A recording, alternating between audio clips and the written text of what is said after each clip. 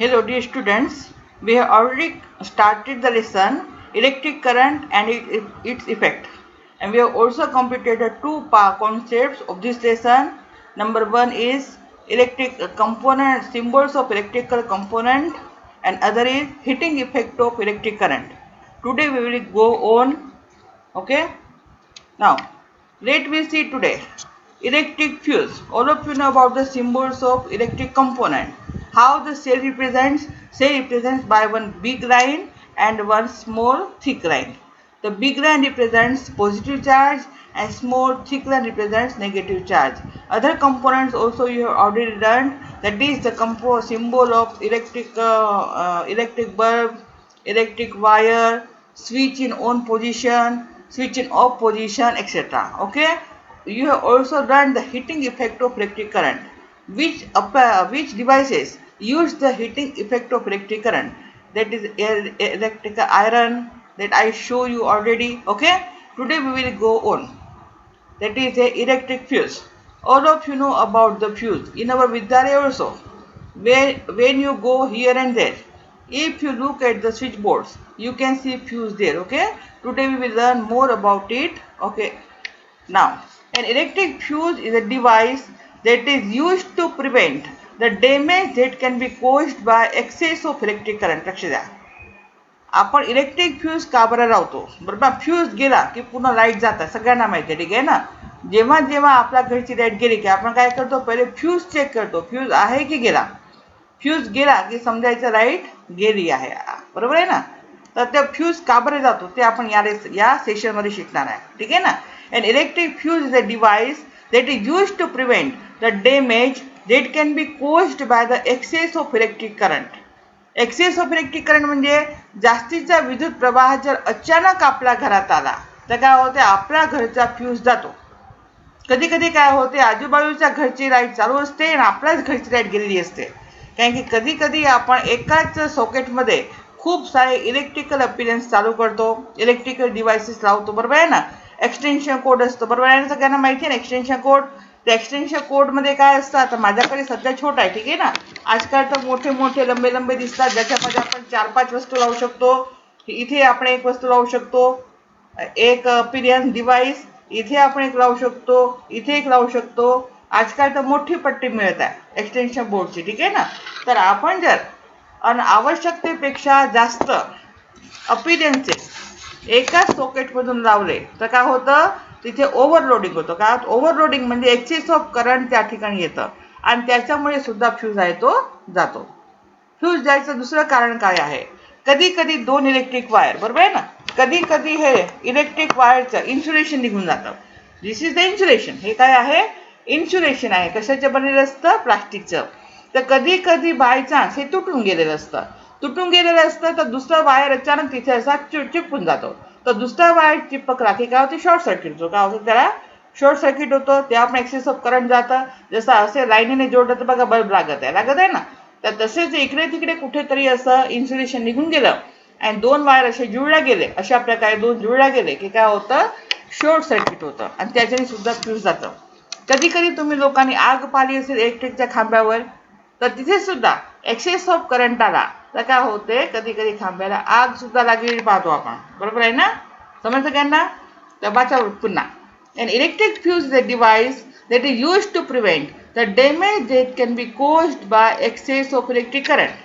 आपल्या विद्युत सर्किटमध्ये आवश्यकतेपेक्षा जास्त करंट जर पास झाला तर काय होते, आपला घरचा फ्यूज आहे तो जातो. का बरं जातो तर आपण पुढे पाहू, ठीक आहे ना. According to the heating effect of electric current, लक्ष द्या, इलेक्ट्रिक फ्यूज आहे ते कशावर, कोणत्या प्रिन्सिपलवर काम करतं. प्रिन्सिपल म्हणजे सिद्धांत. PRINCI PLE काय लिहायचं आहे, PLE, प्रिन्सिपल म्हणजे सिद्धांत. ते इलेक्ट्रिक फ्यूज आहे ते इलेक्ट्रिक करंटच्या कोणत्या सिद्धांतावर काम करते, कोणत्या सिद्धांतावर, हिटिंग इफेक्ट. लक्ष द्या, बरोबर, कुठे गेलं हिटिंग इफेक्ट, ठीक आहे ना. तर according to the heating effect of electric current a wire becomes hot. हे आपण मागच्या सेशनमध्ये शिकलो.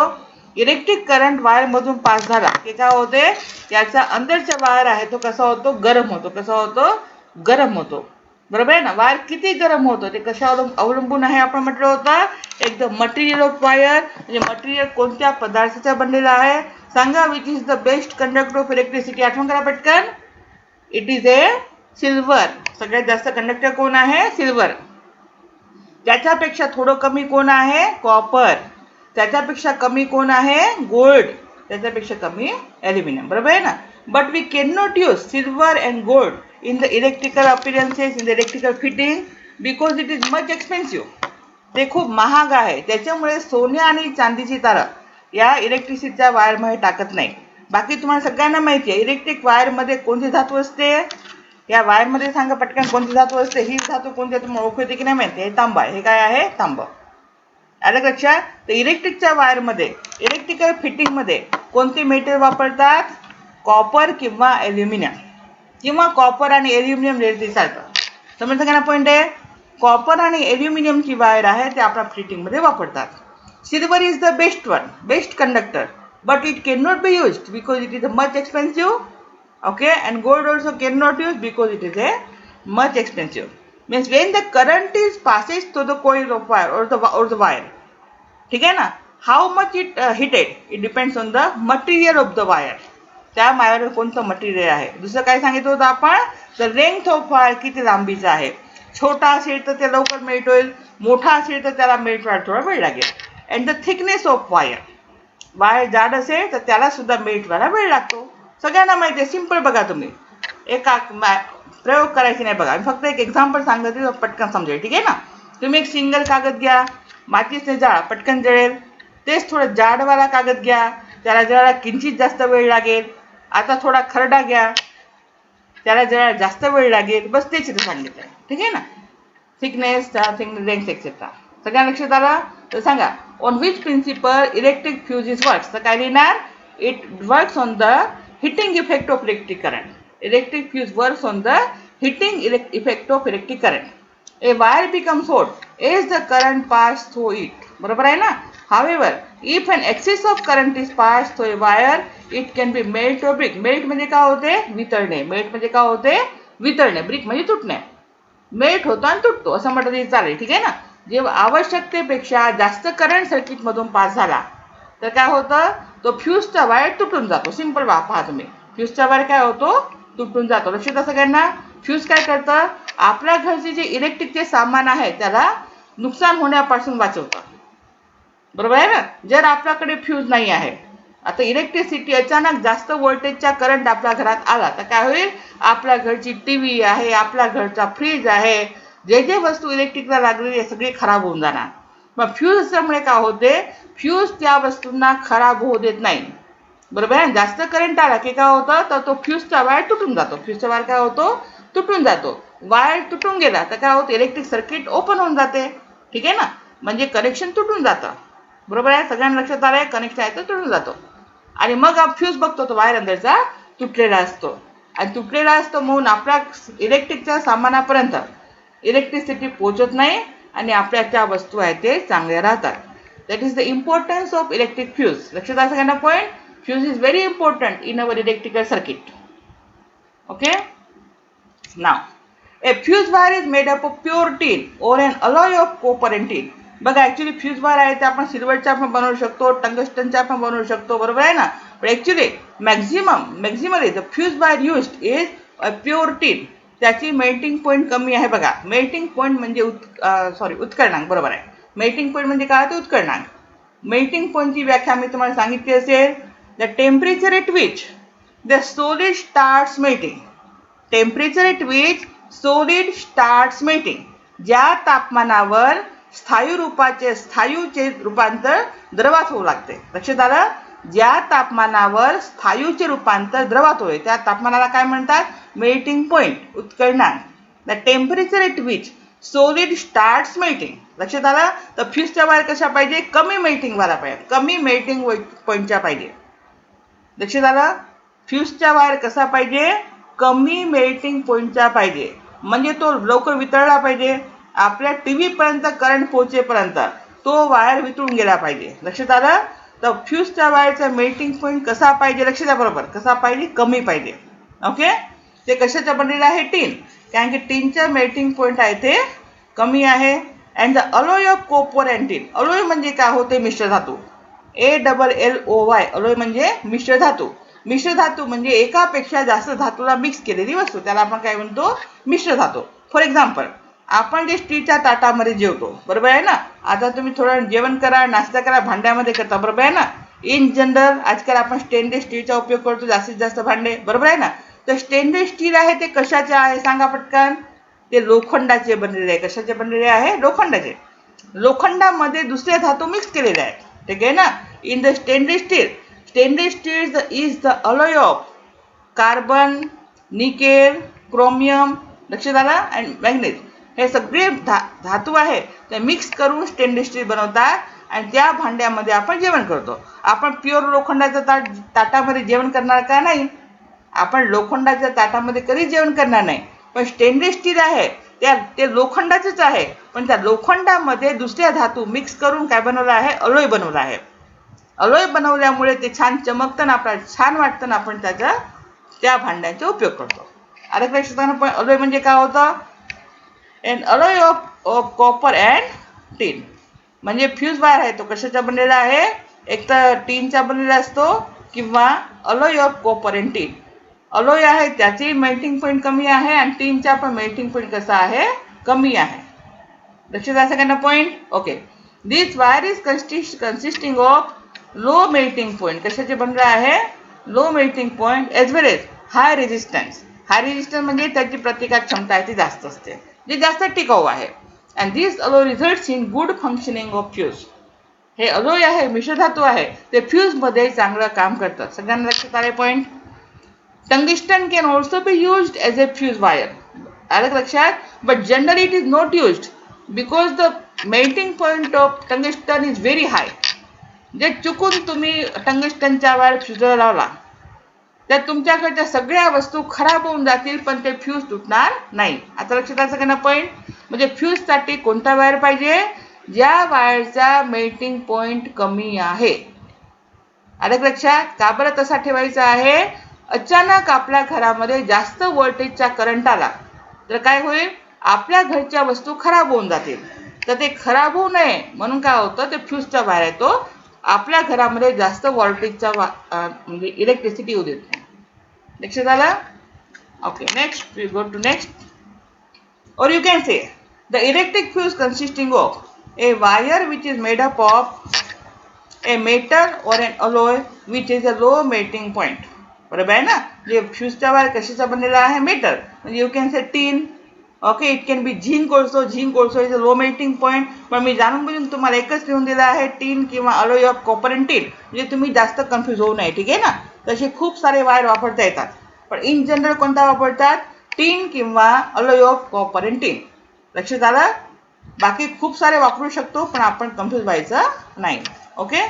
और an alloy which is a low melting point. Alloy म्हणजे सांगा पटकन? मिश्र धातू. एकापेक्षा जास्त धातूंना मिक्स करून बनवलेला आहे. As result the wire breaks down easily as high current passes through it. त्याचा मेल्टिंग पॉइंट कमी असल्यामुळे काय होतं? जेव्हा जास्त करंट पास होतो, as high current passes through it, जे जास्त करंट पास झाला की त्या काय होतं? वायर आहे तो ब्रेक होऊन जातो, तो तार तुटून जातो. Okay. This can prevent a short circuit for a fire due to high electric current. त्याच्यामुळे शॉर्ट सर्किट होत नाही, म्हणजे आग लागत नाही. कधी कधी बघा आपण पेपरमध्ये वाचतो, या दुकानामध्ये आग लागली, मग त्याची चौकशी होते, मग काय समोर येतो? शॉर्ट सर्किट झाल्यामुळे आग लागली. कधी कधी इंडस्ट्रीमध्ये आग लागते, कारण काय समोर येतो? शॉर्ट सर्किट झाल्यामुळे त्या दुकानाला, त्या इंडस्ट्रीला आग लागली. लक्षात सांगा ना. शॉर्ट सर्किट म्हणजे काय? मी आता सांगितलं.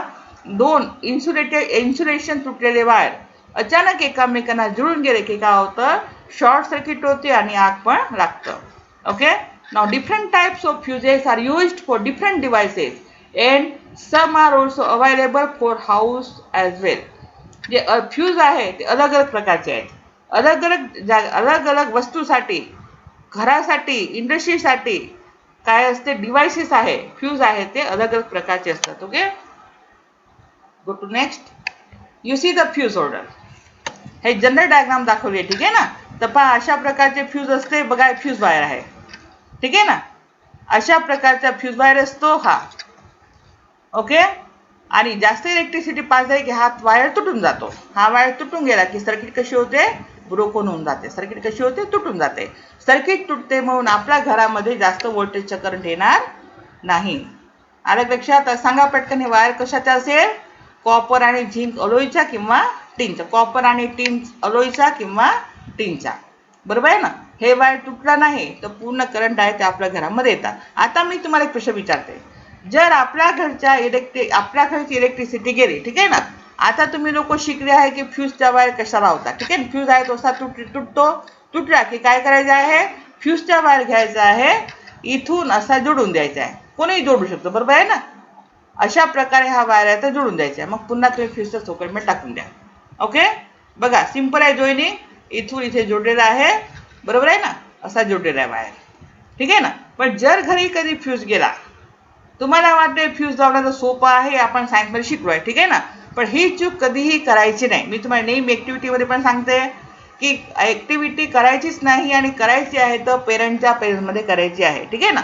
तर फ्यूज वायर आहे ते कधी स्वतःहून करायचं नाही. ते आपल्या पेरेंटला किंवा पेरेंटला कशाला, इलेक्ट्रिशियनला बोलवायचं फ्यूज गेला तर, आणि त्यांच्या हातून करायचं. कारण की कधी कधी आपण चुकीने कोणत्या वायर जोडून दिला. समजलं मी तुम्हाला काय म्हटलं? आता आपल्याला वाटतं फ्यूज तर आपल्याला लावता येते. काय करायचं आहे, हे 2 वायर असे लावून द्यायचे, फक्त असे 2 वायर जोडून द्यायचे आहे. पण हे चूक कधीही करायची नाही. कारण की त्या फ्यूज वायरसाठी स्पेसिफिक वायर असतो. ठीक आहे ना, अलोय असतो किंवा टीन असते. अशा प्रकारे ते इलेक्ट्रिशियनलाच माहिती आहे, बरोबर आहे ना.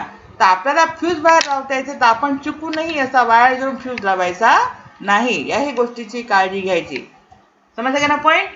Okay, next you see. Now this is the fuse use in building. ठीक आहे ना, पाय वायर पॉइंटर दिसत नाही, पण हे वायर बघा, हे वायर. ठीक आहे ना. बिल्डिंग मध्ये सुरुवातीला सगळ्यांच्या बिल्डिंग मध्ये अशा प्रकारचं फ्यूज वायर राहायचं बघा. अशा प्रकारे फ्यूजचा वायर जोडून द्यायचा आणि ते याच्यामध्ये टाकून द्यायचं. लक्षात आलं? आजही खूप साऱ्या बिल्डिंग मध्ये आहे. ठीक आहे ना. पण आजकाल दुसरं सिस्टम निघाली आहे, आपण पुढे पाहू. ठीक आहे ना. समजलं का ना, फ्यूज वायर आहे. आणि काही काही आपल्या इलेक्ट्रिकल डिव्हायसेस मध्ये, ठीक आहे ना, आपले जे डिव्हाइसेस साधन आहेत आपल्या घरचे, त्याच्यामध्ये अशा प्रकारचे पण फ्यूज असतं. ठीक आहे ना. हे मी चुकीने पाहिलं आहे. जनरली हे डिव्हायसेसच्या अंदर असतं, आपल्याला ते आपण इलेक्ट्रिशियन असल्यामुळे आपल्याला माहिती नाही. पण एक वेळ असाच माझा टीव्ही खराब झाला होता, तर आमच्या इलेक्ट्रिशियनला मी विचारलं होतं की आपल्या टीव्हीचे फ्यूज कोणते आहे, तर ते असे होते. कसे होते? असे. ठीक आहे ना. टीव्ही मध्ये फ्यूज असे असतात. समजलं का ना पॉइंट? म्हणजे असे अलग अलग इलेक्ट्रिकल अप्लायन्सेस मध्ये फ्यूज कसे असतात, अलग अलग असतात. Now next is miniature circuit breaker, MCB. सगळ्यांनी लॉंग फॉर्म पाठ करायचा आहे. ठीक आहे ना. Miniature circuit breaker. ओके. आणि हे सगळ्यांनी पाहिलं आहे, शाळेमध्ये आहे आपल्या. ठीक आहे ना. सगळ्यांनी बघितलेलं आहे. तुमच्या घरी पण असेल. आजकाल नवीन घरामध्ये जनरली हेच लावत आहेत. MCB is generally used instead of फ्युजेस. आणि आता तुम्हाला पुढे सांगायची गरज नाही, तुम्हाला सगळ्यांना माहिती आहे. आपल्या शाळेमध्ये लाईट गेली तर आपण काय करतो, वर्गात लाईट गेली काय करतो, पहिले आपण MCB कडे बघतो. जर MCBची स्विच खाली असेल तर आपण पटकन त्याला वर करतो. आलं का लक्षात? बस तेच आहे MCB. वाचून घ्या. MCB is generally used instead of fuses. A fuse breaks due to excessive current, so that a circuit opens up and the damage can be prevented. जसे जास्त करंट पास झाला, आपले जास्त व्होल्टेजचा करंट पास झाला तर काय होईल, सर्किट ओपन होऊन जाईल. सर्किट कशी होईल, ओपन होईल. म्हणजे सर्किट तुटून जाणार म्हणून आपल्या वस्तूचे डॅमेज होणार नाही. बरोबर समजलं का ना point? Excessive current so that A circuit opens up. Circuit open म्हणजे ते फ्यूजचा वायर तो निघून गेलेला आहे. ठीक आहे ना. And damage can be prevented. However once a fuse breaks down it can not be used again. एक वेळा फ्यूज तुटला की आपण त्याला पुन्हा वापरू शकत नाही. पण MCB on the other hand, MCB वेगळं आहे. ठीक आहे ना. MCB on the other hand is a switch which turns of on its own. जास्त व्होल्टेजचा करंट आला की MCBची काय होते, ते स्विच खाली पडून जाते. सगळ्यांना माहिती आहे. ठीक आहे ना. आपण शाळेमध्ये पण बघितलं, तुमच्या घरी पण असेल. ठीक आहे ना. MCB मध्ये काय असते, ए स्विच विच टर्न्स ऑफ म्हणजे स्विच आहे ती खाली पडून जाते, आपोआप पडते. When a circuit is overloaded, सर्किटमध्ये करंट जास्त पास झाला म्हणजे सर्किट इज ओव्हरलोडेड, त्यावेळेस काय होते, MCBची स्विच आहे ती टर्न ऑफ होत म्हणजे खाली पडून जाते. Once the problem in the circuit is rectified, we can switch on the MCB once again. आता कुठे काय प्रॉब्लेम आहे ते आपण बघून घेतो. ते सगळं व्यवस्थित केल्यावर तुम्ही स्विच ऑन करून द्या, तर तुमच्या घरच्या सगळ्या वस्तू आहेत पुन्हा चालू होणार. समजलं का नाही? MCB ला स्विच आहे. आता माझ्याकडे इथे घरी नाही आहे, ठीक आहे ना. MCB ला स्विच आहे. जास्त ओव्हरलोड झालं, करंट जास्त पास झाला की MCB ची स्विच आहे ती खाली पडते, टर्न ऑफ होते. नंतर आपण कोणता प्रॉब्लेम आहे ते चेक करतो, त्याला व्यवस्थित करतो. मग पुन्हा तुम्ही स्विच वर केली, ऑन केली, तर काय होतं, आपल्या सगळ्या वस्तू पुन्हा चालू होऊन जातात. सगळ्या लक्षात आले point? This is a miniature circuit breaker. You can see the diagram. अशा प्रकारची स्विच आहे जागोजागी आपल्या शाळेत, हर एक ठिकाणी, लॅबमध्ये पहा, कुठेही बघा, अशा प्रकारची MCB आहे.